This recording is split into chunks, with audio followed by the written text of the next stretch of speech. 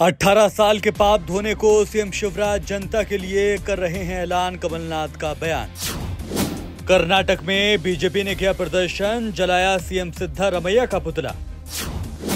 नरेंद्र मोदी एक विचार हैं, पूरी दुनिया उनकी मुरीद है, बोली उमा भारती। राजस्थान में जारी पेट्रोल पंप डीलर्स की हड़ताल 10 दिन के लिए की गई स्थगित। चीफ जस्टिस डीवाई चंद्रचूड़ बोले, जजों की नियुक्ति के प्रोसेस को ज्यादा पारदर्शी बनाएंगे। कुछ लोग बकवास करते हैं, मैं सनातन धर्म का समर्थक, उदयनिधि के बयान पर बोले एसपी सांसद राम गोपाल यादव। अफजाल अंसारी की याचिका पर सुप्रीम कोर्ट ने यूपी सरकार को भेजा नोटिस। मणिपुर में जारी हिंसा के बाद अब सुप्रीम कोर्ट 22 सितंबर को करेगा सुनवाई। हरियाणा में मंत्री संदीप सिंह को महिला कोच से छेड़छाड़ के मामले में राहत, अग्रिम जमानत मिली।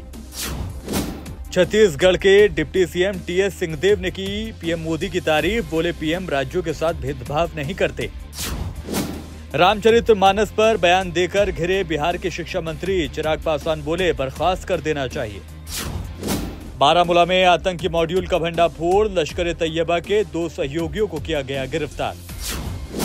सुप्रीम कोर्ट पहुंचा सनातन धर्म विवाद, उदयनिधि स्टालिन समेत डीएमके के अन्य नेताओं पर एफआईआर की मांग। हरियाणा के सोनीपत में आपसी रंजिश में 2 लोगों की गोली मारकर की गई हत्या।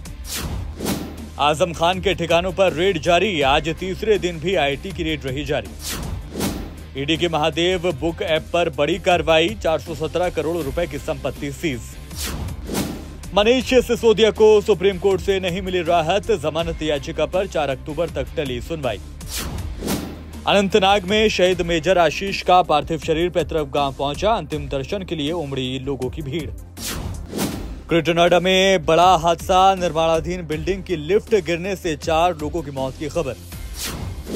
बिहार में जेडीयू ने रामचरितमानस पर शिक्षा मंत्री चंद्रशेखर के बयान पर जताई आपत्ति। जो सनातन धर्म मिटाने की सोच रखते हैं वो एक दिन खुद मिट जाएंगे, बोले देवेंद्र फडणवीस।